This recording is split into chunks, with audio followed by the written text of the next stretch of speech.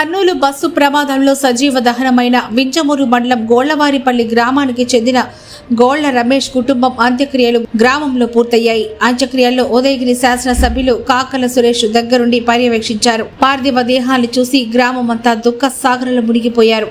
ఆర్తనాదాల నడుమ అంత్యక్రియలు సాగాయి. కుటుంబంలో నలుగురిని పోగొట్టుకున్న కుటుంబీకులను చూసి ఆ కుటుంబ సభ్యులు రోదనలు వర్ణనాతీతం. అలాంటి విషాద ఘటనతో ఎమ్మెల్యే సురేష్ దిగ్భ్రాంతికి గురయ్యారు. రమేష్ తండ్రిని ఎమ్మెల్యే కాకల సురేష్ ఓదార్చారు. ఇంత ఘోరం జరగడానికి కారణం ఈ పాపం ఎవరిది అంటూ ప్రతి ఒక్కరి నోట వస్తున్న ఓ పెద్ద ప్రశ్న.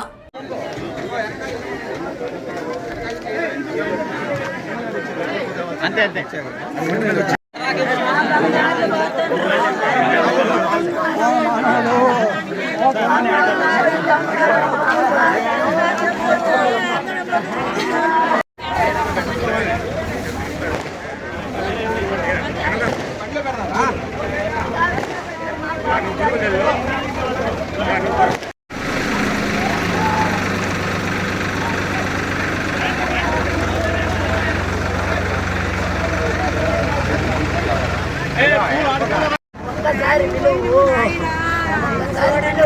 శశాంత్ మండితమ్మా, నీది ఈరోజు పుట్టినరోజమ్మా, ఒక్కరోజు పిలువమ్మా.